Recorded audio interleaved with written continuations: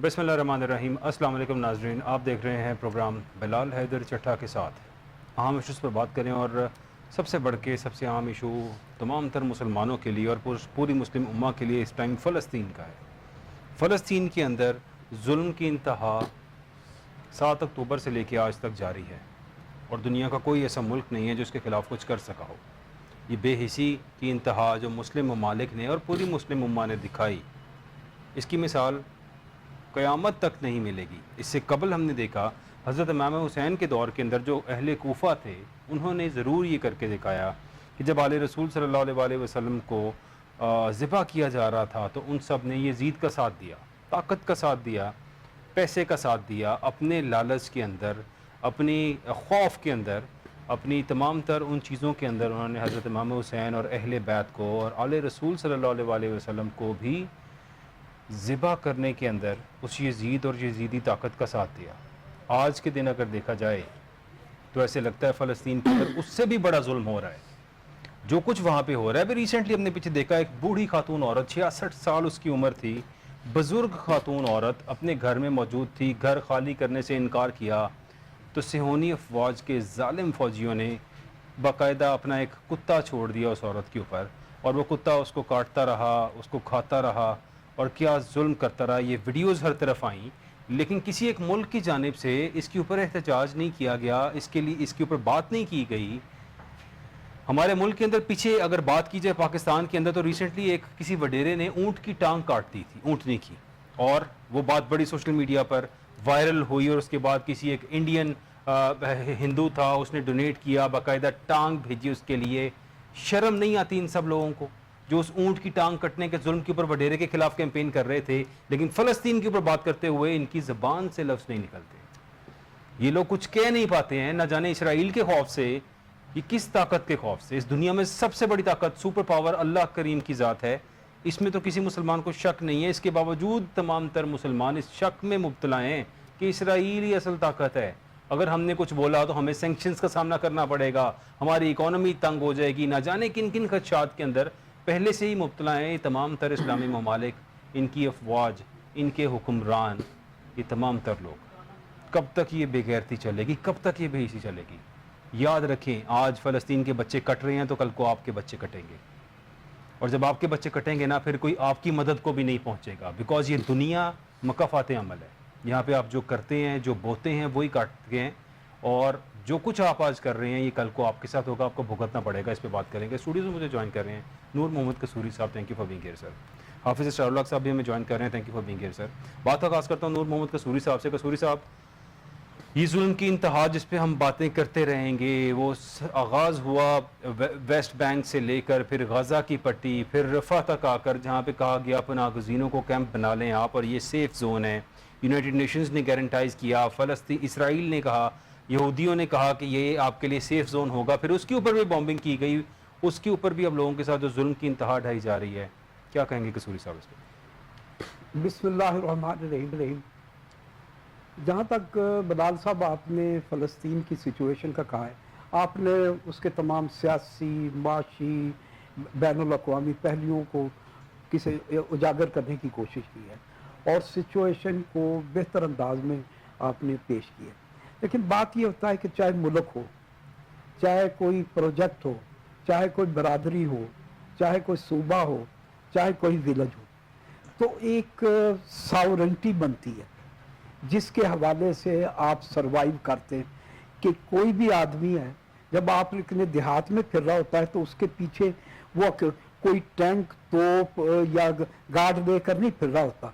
सिर्फ ये उसकी सॉवरेंटी होती है, उसका भरम होता है कि ये फलानी बरादरी का आदमी है, ये फलाना आदमी है, ये अगर हमने ये किया तो इसके ये रिएक्शन हमें देखने पड़ेंगे।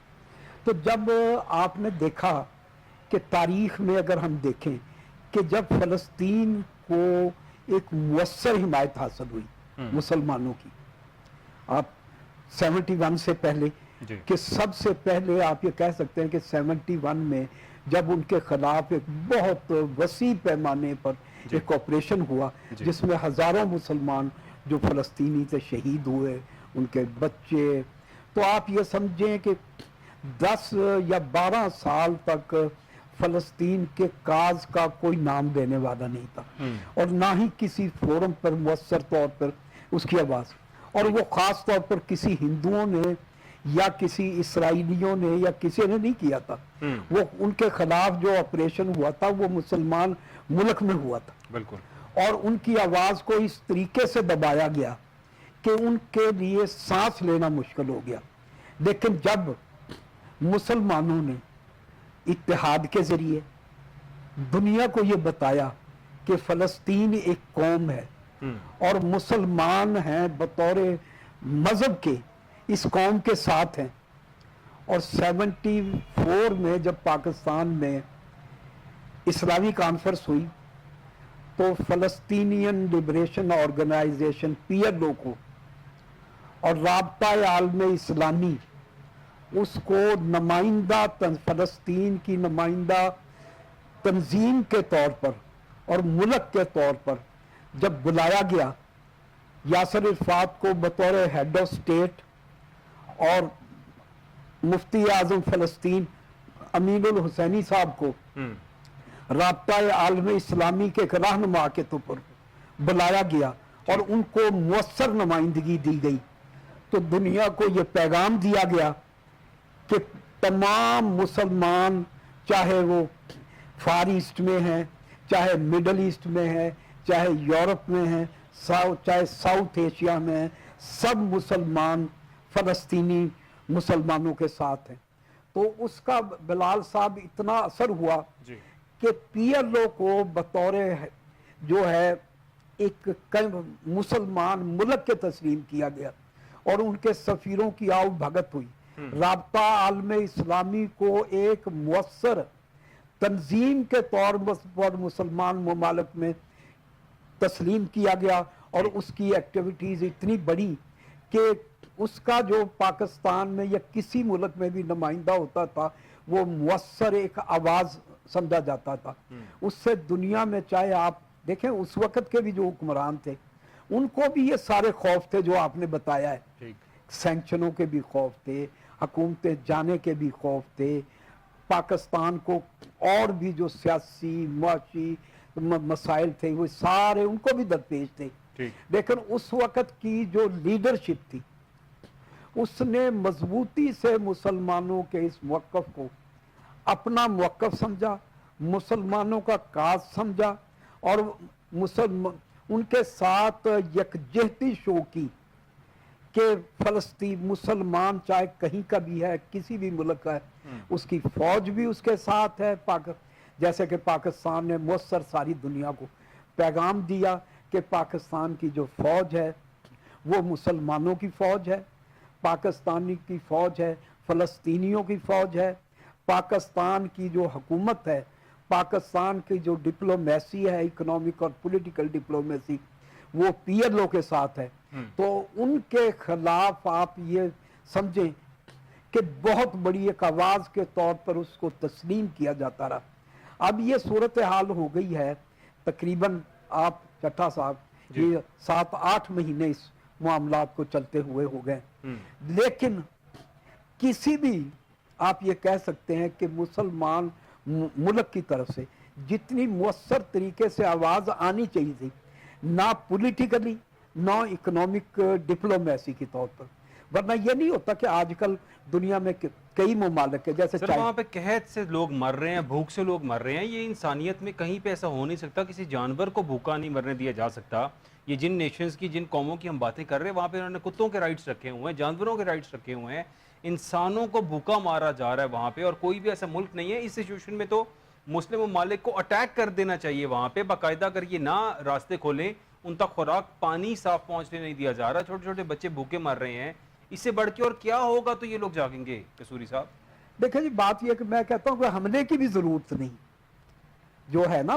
اگر آپ کوئی ذوالفقار علی بھٹو یا پاکستان کی حکومت نے اس وقت جو جا کر اسرائیل پر حملہ نہیں کیا تھا یا ان کے مفادات پر حملہ نہیں کیا تھا، ایک دنیا کو یہ بتایا تھا کہ آج ہم ان کے یاسر عرفات کے ساتھ کھڑے ہیں، ہم رابطہ. لیکن ایران کے حملے کے بعد صدر صاحب کا ہیلی کاپٹر کریش ہو کے شہید ہو جانا، اس سے بھی شاید دنیا کے تمام لیڈر ڈر گئے ہیں اگر ہم نے حملہ کیا تو ہمارا بھی ہیلی کاپٹر کریش ہوگا، ہم مر جائیں گے. نہیں، میں سمجھتا ہوں یہ آواز ہے نا جو जितनी, बल्कि ये कहा जा सकता है कि किसी भी मुल्क की जो फॉरेन पॉलिसी होती है ना, जी। उसके अंदरूनी जो पॉलिसी की मजर होती जी। है। अगर अंदरूनी तौर पे आप मजबूत होंगे सियासी तौर पर, माशी तौर पर, तो बताने की ज़रूरत नहीं होती, किसी को बताने की ज़रूरत नहीं होती कि ये सैगल ग्रुप है मजबूत है, ठीक। या दाऊद ग्रुप है सर मजबूत लेकिन है। यहाँ पे क्या सिर्फ जमात इस्लामी के लीडर्स ही रह गए हैं फ़लस्तीन के हक में बात करने के लिए, और कोई नहीं है इस मुल्क लेकिन में? देखें जी, मैं तो ये समझता हूँ कि जमात इस्लामी भी सिर्फ जैसे ना फैशन के तौर पर, ठीक। वो भी फैशन के तौर पर कि उन्होंने दिए जला लिए, या इस किस्म का एक दिन मतलब जुबान पर अपना वो लगा कर वो अपना, या झंडे पहनकर जलसा कर लिया, जलसा कर लिया इस रैली तरह। निकाल लेकिन ली। उनकी कोई जो कहा जा सकता है कि मौसर तरीके से, ठीक। हालांकि जमात इस्लामी का इस्लामी ममालिक में इन्फ्लुएंस है, ठीक। अगर वो भी अपने इन्फ्लुएंस को इस्तेमाल करते तो मैं ये समझता हूँ कि सूरत हाल बेहतर हो सकती थी। और पाकिस्तान की जो इस वक्त पॉलिटिकल लीडरशिप है, चाहे वो अब जब अपने पाकिस्तान के अवाम के हक में ठीक। ज़ोंबीज का किरदार अदा कर रही है, या वुल्चर्स का किरदार अदा कर रही है अवाम के लिए, अपने अवाम के साथ, कि जब उनके हकूक की बात करने के लिए तैयार नहीं है, उनके हकूक के लिए किसी भी किस्म की आवाज़ ना पार्लियामेंट में, ना मीडिया में, ना इंस्टीट्यूशन में, तो आप एक फ़लस्तीन के लिए वो क्यों कैसे उठाएंगे वो? ठीक कह रहे हैं। यहाँ पे पाकिस्तान के अंदर जो हालात बन चुके हैं गरीब के लिए, तो यहाँ पे ही करबला के से हालात बनते जा रहे हैं, और जिस तरह से महंगाई जितनी बढ़ गई है, और इस बजट को, जिस बजट के ऊपर शर्म आनी चाहिए इन लोगों को, अगर यहाँ पे इन लोगों ने अवाम को रिलीफ नहीं दिया तो इनसे क्या एक्सपेक्ट किया जाएगा? हाफिज इस्लाम साहब, सर आप क्या कहेंगे फ़लस्तीन और इसराइल के ऊपर? तो बिलाल साहब, बुनियादी तौर पे बात ये है कि मुसलमानों के बारे में ये है कि ये जश्न वाहिद की तरह है। अब सवाल ये है कि सर न जाने कहाँ है, नज़र ही नहीं आते हैं सर ऐसे। जुल्म सितम की इंतहा ये है कि हम लोग सिर्फ अपने इक़्तिदार के लिए और अपनी सिर्फ और सीट के लिए, अपनी अनार के लिए किसी भी चीज़ को कुर्बान करने के लिए तैयार हैं। बात जैसे इन्होंने की कि ज़ुल्फ़िकार अली भुट्टो साहब के दौर में अगर जब मामला उठा था तो उस वक़्त किस तरह से उनको कड़े हाथों से लिया था और मामला भी बेहतर हुए थे। देखें, किसी एक सियासी जमात का ये काम नहीं है। मैं ये समझता हूँ बुनियादी तौर पर अगर देखा जाए तो तमाम के तमाम ममालिक ने किसी न किसी ज़ुमरे के अंदर जो है अपना किरदार अदा किया है। पाकिस्तान की बात करें, जिनसे उनको ज़्यादा उम्मीदें वाबस्ता हैं, लेकिन ये बुरी तरह से नाकाम रही हैं। बात फिर वही है कि जो हुक्मरान अपने ही मुल्क के अवाम के लिए कुछ नहीं कर पा रहे, उसकी बेहतरी के लिए कुछ नहीं सोच पा रहे, तो उनको गैर की बात करें। गैर तो हम इस ज़िम्रे में कह सकते हैं कि वो दूसरे ममालिक के हैं, तो उनकी अवाम के बारे में वो क्या दर्द और एहसास रखते होंगे। देखें, इनके इक़्तिदार में आने से पहले जो दावे थे वो एक भी पूरा नहीं हुआ, तो क्या अब ये पूरे होंगे? अब देखने वाली बात सिर्फ ये है कि जो जमात इस्लामी है वो जमात इस्लामी के लिए क्या कर सकती है। ये वो दौर है जहाँ पर जंगें सिर्फ और सिर्फ एक एतबार से की जा सकती हैं, वो है इकनॉमिकली, मुआशी एतबार से। किसी भी मुल्क को मारना है, ख़त्म करना है, उसकी अवाम को ख़त्म करना चाहते हैं, उसकी मतलब ये है कि पॉलिसियों को आप ख़त्म करना चाहते हैं, कुछ भी करना चाहते हैं, बुनियादी तौर पे एक ही तरीका कार है कि आप लोग मुआशी तौर पे उनका कत्ल करना शुरू कर दें, तो वो सारी की सारी चीज़ें ख़त्म हो जाएंगी और अपने मकासद के अंदर आप लोग कामयाब हो जाएंगे। लेकिन बदकिस्मती से आज भी हम लोग उन्हीं के खून के अंदर नहा रहे हैं, अपने पैसे दे के हम लोग उनको मज़ीद मजबूत कर रहे हैं। तो जब इस तरह के हालात होंगे तो हम लोग की बेहतरी की उम्मीद नहीं रख सकते। बेहतरी की उम्मीद क्या रखेंगे इन हालात के अंदर? और अब आते हैं कुछ पाकिस्तान के हालात की तरफ बात करते हैं। यहाँ पे हमारी हुकूमत बजट बनाया, और उस बजट की अगर बात की जाए तो वज़ीर आज़म से इक़्तिसादी मुशावरती कौंसिल के रुकन जहांगीर तरीन की मुलाकात हुई। जीत भी नहीं सके, फिर भी इक़्तिसादी मुशावरती काउंसिल के रुकन हैं, और ओन चौधरी साहब और जहांगीर तरीन साहब की मुलाकात शहबाज शरीफ साहब से हुई। तीनों का चीनी के अंदर मतलब बड़ा किरदार है जहांगीर तरीन साहब का। He has a very big share in sugar mills, और इसी तरह शहबाज शरीफ साहब के भी बड़े इंटरेस्ट हैं शुगर मिल के अंदर। इसलिए चीनी पाकिस्तान में कभी सस्ती नहीं हो सकती, बिकॉज़ ये जो हमारे लीडर्स हैं, इनकी शुगर मिल्स हैं, इनके शुगर के अंदर इनके एसेट्स हैं, तो ये कभी इसको सस्ता नहीं होने देंगे। जिस तरह हमने बजट में देखा कि मोहम्मद औरंगज़ेब साहब बैंकर हैं, और बैंकर होते हुए बैंक्स को, प्राइवेट बैंक्स को रिलीफ दिया, तकरीबन 60 अरब रुपए का रिलीफ इन्होंने दिया। यानी जो 15% इनकम टैक्स की मद के अंदर दिया जाता था, बैंक्स प्राइवेट बैंक से लिया जाता था, उस पर छूट दे दी गई। इस मुल्क के अंदर جب ایک وزیر خزانہ خود بینکر ہوگا تو وہ اپنے انٹرسٹ کے لیے کام کرے گا, عوام کے انٹرسٹ کے لیے کبھی کام نہیں کرے گا.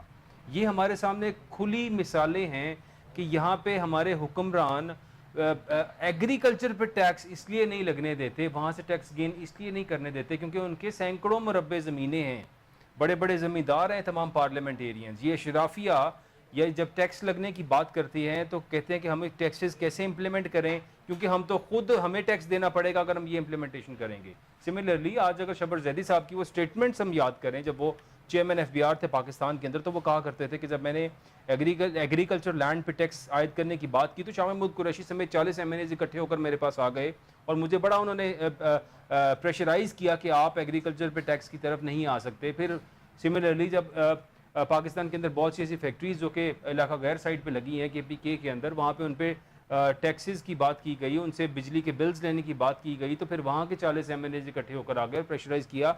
ہمارے ملک کے اندر ٹیکسز ایزیلی جنریٹ کیے جا سکتے ہیں, آلریڈی پڑے ہوئے ہیں یہاں پہ. آخر مسئلہ کیا ہے اس ملک کے اندر؟ آج کی جو سب سے بڑا مسئلہ ہے غریب کے لیے کہ یہاں پہ اس ملک کے اندر بجلی چوری ہوتی ہے. بجلی چوری کرنے کے اندر 50% کردار ہمارے سرکاری اداروں کا ہے. سرکاری ادارے جو ہیں وہ بجلی چوری کرتے ہیں 40% کے قریب. ایک اندازے کے مطابق یہ کہا جاتا ہے 40% کے قریب ہماری بجلی چوری ہوتی ہے انڈسٹریز سے, کیونکہ انڈسٹریز کی بہت بڑے جو ہے وہ یونٹس کے بیلز ہوتے ہیں, بڑا بجلی استعمال کرتے ہیں, اور اس کے اندر 40% کے قریب چوری ہوتی ہے. صرف 10% بجلی وہ چوری ہے جو کہ لوگ عام گھروں میں اور اپنے ہر طرف بجلی چوری کر رہے ہوتے ہیں. تو پھر یہ 90% کے اوپر فوکس کیوں نہیں کیا جاتا؟ کیا مسئلہ ہے اس ملک کے اندر کہ جو بل پے کر رہا ہے اس کے بل کا یونٹ 75 روپے کر دو کہ وہ غریب پے کیوں کر رہا ہے؟ ان چوریوں کی طرف دھیان کیوں نہیں دیا جاتا؟ یہ لائن لاسز اور یہ جو چوری بجلی ہو رہی ہے اس کو کور اپ کیوں نہیں کیا جاتا؟ نور محمد قصوری صاحب, سٹارٹنگ فرام ہیئر سر, کہ جو بجٹ آیا ہے اس کو دوست بجٹ کہاں سے کہیں گے؟ اس میں ریلیف تو عوام کو ملا کچھ نہیں, عوام کا بیڑا غرق کر دیا. اس کا امپیکٹ آنے والے 2-3 ماہ کے اندر آپ دیکھیں گے کہ اس قوم پہ کیا بیتنے والی ہے اس بجٹ کے امپیکٹ کے بعد. اور پھر یہ جو لوگ جو دعوے باتیں کرتے تھے, یہی مریم نواز صاحبہ, شہباز شریف صاحب, بلاول بھٹو, یہ سب جھوٹے لوگ جو لوگوں کو کہا کرتے تھے آپ کو 300 یونٹ تک بجلی فری دیں گے, اور نہ جانے کیا کیا خواب ہمیشہ آنے سے پہلے. کیا کہیں گے ان کے بارے میں قصوری صاحب؟ دیکھیں جی چٹھا صاحب, میں پہلے بھی کئی پروگراموں میں کہہ چکا ہوں کہ بات یہ ہے کہ اس پہلے 70s کے بعد جو دور ہوا تھا نا پاکستان پیپلز پارٹی کی, ذوالفقار علی بھٹو کی شکل میں جو ایک لیڈرشپ, عوام دوست ایک پولیٹیکل پارٹی کا کردار. اس سے پہلے تو آپ دیکھیں جو فیصلے ہوتے تھے پاکستان کے ڈرائنگ روموں میں ہوتے تھے, اور مختلف جگہ پر بیٹھ کے کارٹل تھے, یا جو فیصلے ہو جاتے کہ قصور سے کون سی برادری کا آئے گا کہ یہ. لیکن 70 میں جب پہلی مرتبہ پاکستان میں 1 ووٹ 1 مین کے جب یہ سلسلہ شروع ہوا, اور پہلی مرتبہ عوام کو کہا جا سکتا کہ حصہ دار بنایا گیا, تو اس وقت دیکھیں پاکستان پیپلز پارٹی کو 5 سال ملے.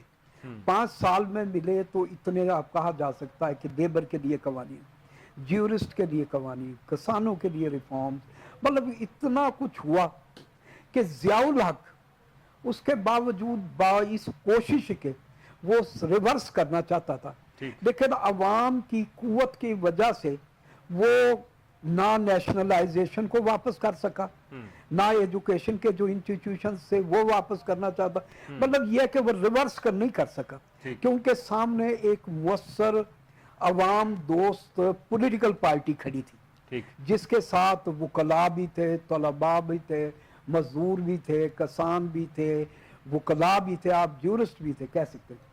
اصل میں بات یہ ہو گیا کہ اس وقت جو پولیٹیکل پارٹیوں کا جو وہ کردار تھا نا چٹھا سا عوام دوست, وہ کمزور ہو گیا ہے.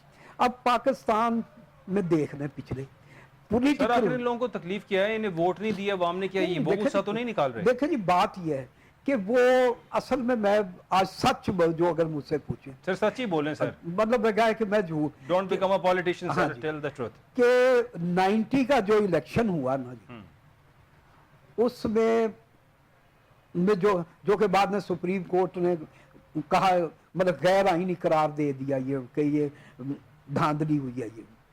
اس کے بعد 97 کا کہ الیکشن ہوا جس میں میاں صاحب کو 2/3 میجورٹی دی گئی, اس کا کہا گیا کہ یہ نیک نیتی سے بے ایمانی کی گئی ہے, नेक नियति से की बेईमानी की गई है, नेक नियति की बुनियाद पर ठीक। हमने ये जो बेईमानी की है या इसको मुल्की mandate मफाद में बेईमानी की, मुल्की जिस तरह मफाद। मुल्की मफाद में फॉर्म 47 इशू वो है, 2 या 3 4 जो इलेक्शन हुए ना, ठीक, उसमें एक बात मैसेज गया दो तमाम पॉलिटिकल पार्टीज को, पॉलिटिकल फोर्सेस को, कि जो यहाँ सच की बात करेगा, सच्चाई की बात करेगा, अवाम दोस्ती की बात करेगा, या ये समझेगा कि ताकत का सच्चा शिकवा अवाम है, उन वो जबकि है नहीं।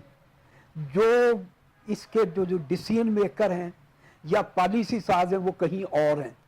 चाहे आप 79 में 90% तो 79 में जो लोकल बॉडीज का अपना चट्टा साहब इलेक्शन हुआ था भुट्टो जी, साहब की जी। शहादत के बाद, 90% जो लोकल बॉडीज के डिस्ट्रिक्ट काउंसिलों के मेंबर, यूनियन काउंसिलों के मेंबर पीपल्स पार्टी के बंदे जीते थे। लेकिन यूनियन को किसी डिस्ट्रिक्ट काउंसिल का चेयरमैन या बल्दिया का चेयरमैन पीपल्स पार्टी का नहीं था। ठीक, जो पीपल्स पार्टी की बात करता था उसको डिस्क्वालीफाई। ऐसे ऐसे बंदे जिनका, जैसे लाहौर में शुजाउर रहमान मेयर बना, उसके पास 1 वोट था। ठीक, अब्दुल सत्तार अफगानी जो वहाँ बना कराची का जी। मेयर, उसके पास ये 2 या 3 वोट थे। मकसद इसी तरीके से जिनके पास मेजोरिटी थी वो बाहर बैठे थे, जिनके पास 1-1, 2-2 वोट थे वो। इसी तरीके से आप ये कह सकते 90 का इलेक्शन, इसी तरीके से 2000 वो अपना 1993 में अपना 97 में हुआ इलेक्शन, उसमें ये हुआ। फिर आप ये समझ लें कि 2013 में जो इलेक्शन हुआ उसमें भी 65 सीटों पे धांधली हुई। कहा जा सकता है कि जिनका मशहूर हुआ कि ये पंक्चर लग गए हैं ये वो। उसके बाद आप ये जो मौजूदा इलेक्शन हुआ है 8 फरवरी को, जी, जिसके बारे में जो इलेक्शन कराने वाले हैं, पिंडी के कमिश्नर ने, लाहौर के कमिश्नर ने, मुख्तलिफ इदारों जो लोग हैं, उन्होंने कहा कि ये टोटल फ्रॉड, धोखा दी हुई है। ठीक, उससे एक मैसेज गया है, जिससे मैं खुद जैसे मैंने कहा कि सच के बात करता हूँ। पीपल्स पार्टी ने भी सिर्फ इस बुनियाद पे फैसला ये किया जब हम डिस्कस उन दिनों कि पाकिस्तान पीपल्स पार्टी सिर्फ अवाम की ताकत से ठीक, या पाकिस्तान के लोगों की ताकत से या सिर्फ इलेक्शन जीतने की वजह से इक्तदार में नहीं आ सकती, जब तक कि आपके पास एक तो फाइनेंशियली आप स्ट्रॉन्ग नवाज शरीफ के मुकाबले या नवाज शरीफ के खानदान के मुकाबले में नहीं होंगे, दूसरा आपकी अंडरस्टैंडिंग नहीं होगी डिसीजन मेकर से। तो मेरा ये ख्याल है कि इस वजह से अब जो पॉलिटिकल पार्टियां थी, देखिए ना, अवाम की पीपल्स पार्टी भी उस जमाने में बात करती थी, जमात इस्लामी भी बात करती थी, चाहे वो राइट विंगर थे, लेकिन अवाम की तो वो भी बात करते थे। इसी तरीके से अवामी नेशनल पार्टी थी बलोचिस्तान। अब आप देखें वो चाहे मौलाना फजलुर रहमान है, वो भी MID की शक्ल में अवाम की बात करते थे। लेकिन अब तो आज अवाम की बात तो करने के लिए तो किसी पार्टी ने, आप देखें ये बजट स्पीचों में किसी ने प्रैक्टिकली तौर पर, अमली तौर पर, फैक्ट एंड फिगर के तौर पर बजट की तफसीली जो है ना मुखालफत नहीं की। ना पेट्रोलियम की कीमतें जो लेवीज बढ़ाई हैं, मुख्तलिफ टैक्सेस, ये ज़रूर है। बल्कि मैं ये समझता हूँ कि इस वक्त जिसको मुअस्सर तौर पर इस वक्त जो अपोजिशन है, अवाम ने, लोगों ने वोट भी उसको दिए हैं तहरीक इंसाफ को, उनको चाहिए था कि वो मुअस्सर तौर पर तरीक़ाकार कर अवाम को बताते तो सही ना कि ये जो टैक्सेस हैं ये गलत लग रहे हैं। वो असम्बली में स्टैंड तो लेते ना, अवाम को ये तो पता चलता ना कि वो अवाम उनके के साथ वो खड़े हुए हैं। उन्होंने भी अपने प्रॉब्लम जाती ही बताए हैं। तो मैं ये समझता हूँ कि चाहे यहाँ शहबाज शरीफ हो, नवाज शरीफ हो या दूसरे लोग हों, वो किसी ना किसी तरह अपने, अब जो पॉलिटिकल पार्टियों का रोल है, चाहे बैनुल अक़वामी तौर पे, चाहे अंदरूनी तौर पे, चाहे मुआशरती, वो सिर्फ मफाद परस्ती पर मबनी है, ठीक है, और अपने ज़ाती मफादात के लिए है। ज़ाती मफादात। और ज़ाहिरी बात है जब ज़ाती मफादात सामने होंगे तो फिर आप किसी कारोबारी शख्स को कहें कि अपने ऊपर टैक्स लगाए तो वो कैसे टैक्स लगाएगा, अपनी ज़मीनों के ऊपर टैक्स लगाए तो कैसे दिल करेगा उसका टैक्स लगाने का। So this is the basic problem hair. اب کچھ بات کرتے ہیں مخصوص نشستوں کا کیس تھا، اور آج چیف جسٹس صاحب نے بڑا ایک غصے میں بیان دیا، اور انہوں نے کہا ہے کہ کوئی غیر قانونی کام ہوا تو اڑا دیں گے۔ 2018 اور 2024 میں مخصوص نشستیں الاٹ کرنے کا فارمولا طلب کر لیا گیا۔ حافظ صاحب، چیف جسٹس صاحب جو ہے وہ کہہ رہے ہیں کوئی بھی غیر قانونی کام ہوا اڑا دیں گے۔ غیر قانونی کام تو بہت سے ہوتے رہے ہیں اسی الیکشنز کے اندر، نشان لینے سے لے کر، اور بہت سی چیزیں تھیں جو شاید غیر قانونی ہوتی نہیں۔ آپ کیا سمجھتے ہیں سر، کیا چیف صاحب واقعی اڑا دیں گے غیر قانونی کام ہوا تو؟ بلال صاحب یہ درست انہوں نے فرمایا کہ اگر کوئی غیر قانونی کام ہوگا تو ضرور اڑا دیا جائے گا۔ سوال صرف اتنا سا ہے کہ اڑائیں گے کس کو، کس پارٹی کو اڑایا جائے گا جس کو پہلے اڑایا تھا، جس کو بلہ تک نہیں دیا تھا۔ سر پانی ہمیشہ نیچی جگہ پہ جاتا ہے تو وہی پارٹی جائے گی جس پہ پہلے بالکل ایسے ہی ہے بلال صاحب۔ اب دیکھیں بنیادی طور پہ بات یہ ہے، اس میں کوئی بڑی لمبی چوڑی راکٹ سائنس نہیں ہے۔ کانسٹیٹیوشن کے اندر یہ بات لکھی ہوئی ہے، الیکشن ایکٹ کو اٹھا کے دیکھ لیا جائے، اس میں یہ بات بالکل واضح ہے کہ جو ریزرو سیٹس ہیں ان کی پروپورشنیٹ کیا ہوگی۔ ٹھیک ہے، جو پارٹی جتنی سیٹیں لے کے آئے گی اس کے پروپورشنیٹ کے اس تناسب کے اعتبار سے انہیں جو ریزرو سیٹیں ہیں وہ الاٹ ہو جائیں گی۔ آج ایک اور بات انہوں نے کی، انہوں نے کہا کہ آئین اور قانون کی غلط انٹرپریٹیشن ہوئی۔ یہ غلط انٹرپریٹیشن کا آغاز اس وقت سے ہوا جب اسمبلیاں ٹوٹیں، پی ٹی آئی نے ریزائن کر دیا، وہ باہر آ گئے، اس کے بعد الیکشن کی ڈیٹ دینی تھی، تب آئین اور کانسٹیٹیوشن کی بات کریں، قانون کی بات کریں، آئین ٹوٹا، کسی نے کوئی بات نہ کی۔ جب الیکشن کروانے کی بات آئی تو کسی نے کوئی بات نہ کی۔ جب اسمبلیوں کو ڈیزالو کیا گیا کوئی بات نہ ہوئی۔ جب پرائم منسٹر کو نکالا گیا کوئی بات نہ ہوئی۔ اس کے بعد جب بلہ چھین لیا گیا تو کوئی بات نہ ہوئی۔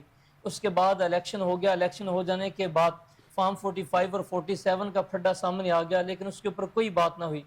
الیکشن کمیشن کی بات کریں تو الیکشن کمیشن نے غیر قانونی کام کیے، کوئی بات نہ ہوئی۔ جب یہ تنازع اسلام آباد والا اٹھا، اس کے بعد پھر اسلام آباد ہائی کورٹ کے پاس گئے، اور اسلام آباد ہائی کورٹ نے خود کہا کہ آپ لوگ مشاورت کر لیں، اس کے بعد ہم لوگ نام دے دیتے ہیں، سجیسٹ کر دیتے ہیں، آپ اس کے اوپر اتفاق رائے کر لیں۔ جب اتفاق رائے ہوگی اس کے بعد عمل درآمدگی نہ کی تو کانسٹیٹیوشن کی بات کریں اس کی وائلیشن ہوگی۔ اس کے بعد بلہ جب لے لیا تھا تو پھر وائلیشن ہوگی۔ اب 3 دن کا ٹائم دے دیا، کسی نہ کسی پارٹی کے ساتھ الحاق کرنا تھا، اس وقت تو آئین اور قانون کی پامالی ہوگی۔ اب کون سا قانون رہ گیا؟ میں تو صرف یہ اتنی سی بات کہتا ہوں، یہ آئین پاکستان کا مقصد صرف ایک ہے کہ جب ہم لوگوں نے حلف اٹھانا مقدس کتاب کے طور پہ ہم لوگ اٹھاتے ہیں اور حلف دے دیتے ہیں کہ ہم لوگ اس کے اوپر عمل درآمد کریں گے، لیکن اس کے علاوہ جو اس کے اندر لکھا ہوا ہے اس کے اوپر عمل درآمد کرنے کی بات نہیں کریں گے۔ تو آج یہ بات انہوں نے کر دی بڑے جوش و جذبے کے ساتھ کہ جس نے بھی قانون کی خلاف ورزی کی اس کے خلاف ایکشن لیا جائے گا، اسے اڑا دیا جائے گا۔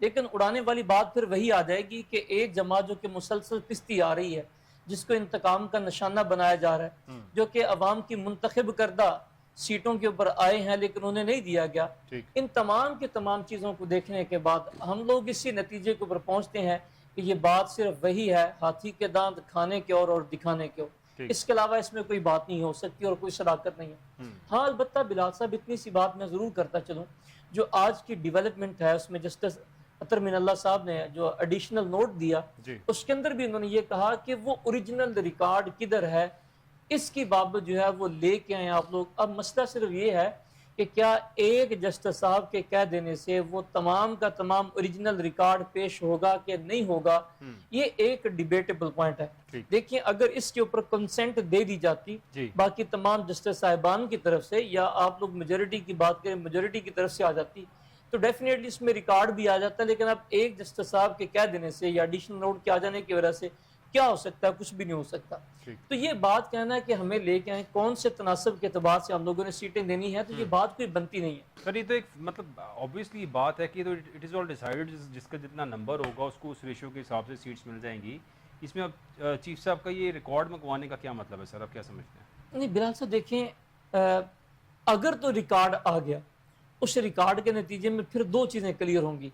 اب جیتنے والی سیٹیں کتنی ہیں اور پھر ہارنے والی سیٹیں کتنی ہیں، پھر فارم 45 میں اور 47 کے اندر کنٹراڈکشن کتنی ہے، یہ فارم الیکشن کمیشن بھی لے کے آئے گا، اور پھر جو پارٹیاں جنہوں نے الیکشن لڑے تھے اور ان کے پاس بھی فارم 45 اور 47 ہے وہ بھی لے کے آئیں گے، ایک نیا پنڈورا باکس کھل جائے گا۔ مسئلہ صرف یہ ہے کہ یہ صرف اور صرف کام کو الجھانا چاہتے ہیں کہ یہ، میں یہ سمجھتا ہوں کہ شاید اس کے اندر جو بات بھی کی جا رہی ہے اس میں کس حد تک صداقت ہے یہ پولیٹیشین ہی بتا سکتے ہیں۔ کہ یہ ایکسٹینشن لینا چاہتے ہیں.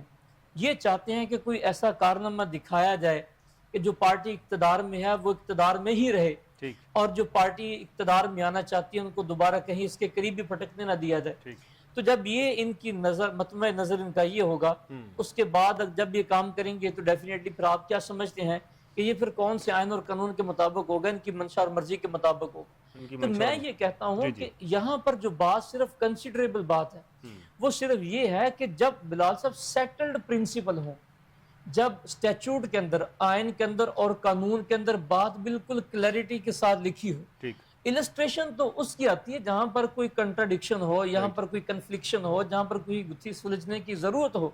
تو جو بالکل کلیئر ہو وہاں پر میرا خیال میں کسی بھی انٹرپریٹیشن کی ضرورت نہیں ہے. تو یہ جو بات انہوں نے آج کی ہے یہ اس کی عکاسی کرتی ہے کہ وہ مزید جو ہے وہ کوئی ذاتی طور پہ اپنا فائدہ لینا چاہتے ہیں چیف جسٹس صاحب, اس کے علاوہ کوئی اور بات نہیں ہو سکتی. اس کے علاوہ کوئی بات نہیں. نور قصوری صاحب, اب ان دا لاسٹ فیو منٹس میں چاہوں گا کہ ہم مہنگائی پہ اور بجٹ پہ اور لوگوں کی پریشانی پہ کچھ بات کریں. مہنگائی کا طوفان ہے اور ابھی مزید بڑھے گا, ہر چیز پہ مزید ٹیکسز ایڈ اپ ہو چکے ہیں, جی ایس ٹی کو 17 سے 18% کر دیا ہے. اب اس کا امپیکٹ آنا شروع ہوگا, لوگ مزید پسنا شروع ہوں گے. یہ حکومت چاہ کیا رہی ہے, کیوں ریلیف نہیں دیا گیا اس ٹائم پہ, یا مطلب پھر سے وہی بات میرے ذہن میں تو ایک ہی بات آتی ہے کہ ان کو شاید یہ پتہ چل چکا ہے کہ لوگوں نے ان کو ووٹ نہیں دیے اور یہ غیبی مدد سے جیتے ہیں, تو انہوں نے کہا کہ عوام کے ساتھ ایسا ظلم کرو کہ ان کو پتہ لگ جائے انہوں نے ہمیں ووٹ کیوں نہیں ڈالا. دیکھیں جی, بات سیدھی سی بات ہے, ان کو ایک یہ بات یہ کہا جا سکتا ہے کہ جو یہاں کی پولیٹیکل پارٹی تھی نا, جو جیسے پاکستان پیپلز پارٹی تھی, عوام کی بات کرتی تھی, یہاں ہمارے مطلب انسٹیٹیوشن ہے جیسے بارز ہیں, سپریم کورٹ بار ہیں, وہ ایک بڑے مؤثر فورم تھے. اس کے بعد اسٹوڈنٹس یونینیں تھیں, لیبر کی یونینیں تھیں. پاکستان میں وہ آہستہ آہستہ ان کا انفلوئنس وہ عوام دوستی کے بجائے وہ سی بی اے ٹائپ کا ان کا جو ہے نا کریکٹر بلڈ ہو گیا, کہ جیسے کولیکٹیو بارگیننگ ایجنٹ کا.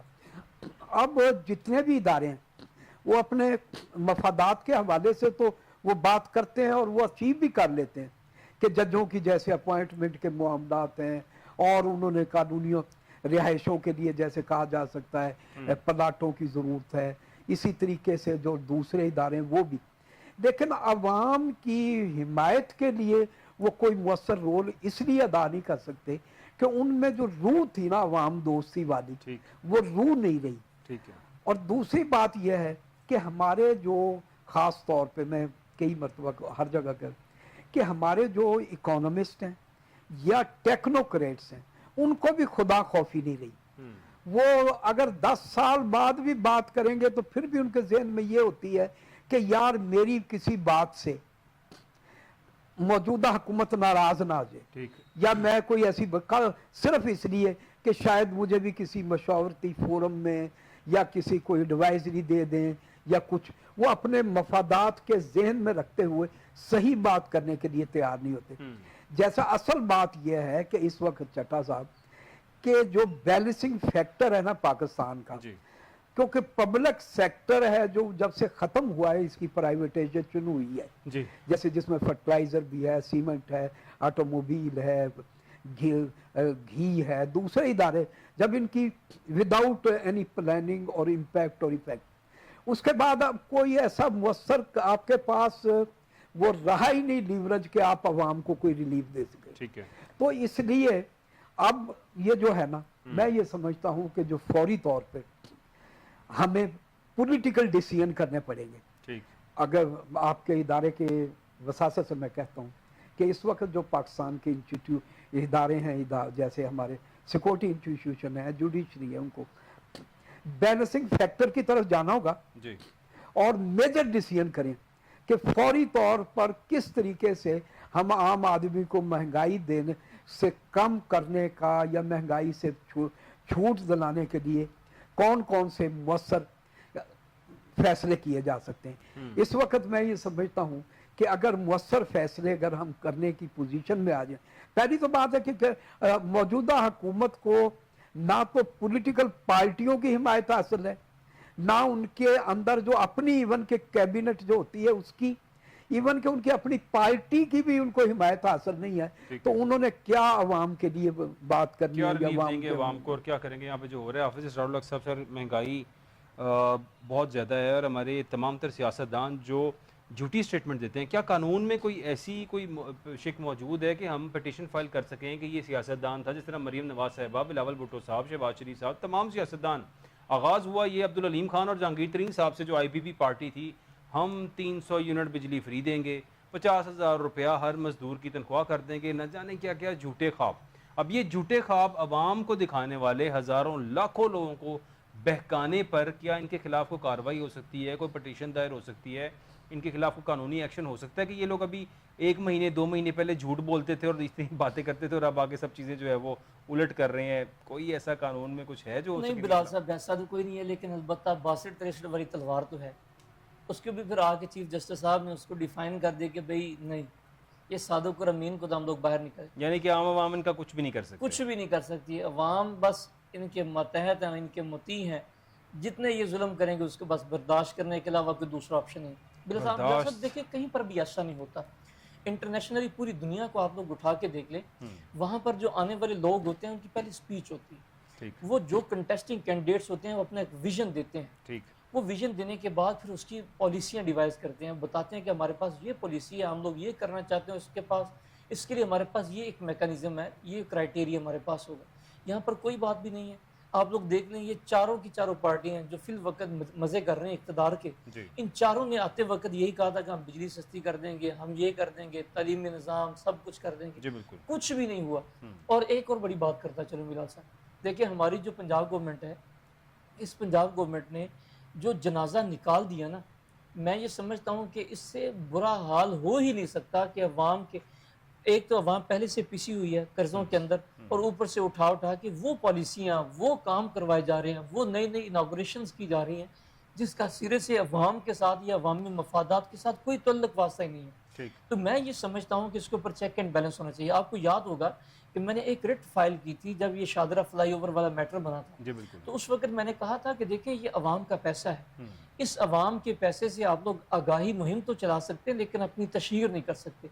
تو پھر اس کے اوپر کیا کیا تھا, عدالتوں بھی کوئی خاطر خواہ کوئی پروگریس اس پہ نہ ہو سکی, انہوں نے آ کے معافی مانگی, معافی مانگنے کے بعد بات گئی, رات گئی صبح گئی. اب دوبارہ سے انہوں نے وہی کام کرنا شروع کر دیے.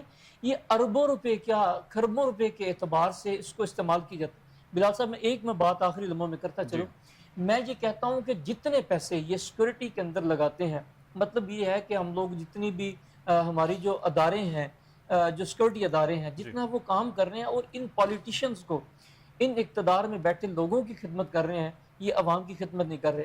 ایک سمپل پالیسی بن جائے, بھئی جس کے پاس لائسنسڈ اور ان لائسنسڈ ویپن ہے وہ جمع کروا دے, 3 دن کا ٹائم, 1 ہفتے کا ٹائم دینے, اس کے بعد جو آتا ہے میں یہ سمجھتا ہوں کہ ایک ٹائم الٹیمیٹم دے دیا جائے. یہ سیکورٹی کے معاملات بھی سیدھے ہو جائیں گے, سارے معاملات سیدھے ہو جائیں گے, لیکن اس کے لیے پالیسیاں ڈیوائز کرنا پڑیں گی. بنانا بہت ضروری ہے. عوام کو ریلیف کے لیے پیکیج, لیکن اس کے لیے سب سے زیادہ ضروری یہ ہے کہ عوام کو شعور ہو, آپ کو پتہ ہو کہ آپ کے رائٹس کیا ہیں. پلیز ریسرچ کریں اور دیکھیں آپ کے رائٹس کیا ہیں, آپ کیا کر سکتے ہیں. بہت شکریہ کستوری صاحب آپ کا, اسٹار بلاک صاحب, آپ نے سب کا دیکھنے کا بہت شکریہ. اپنا خیال رکھیے گا. اللہ حافظ.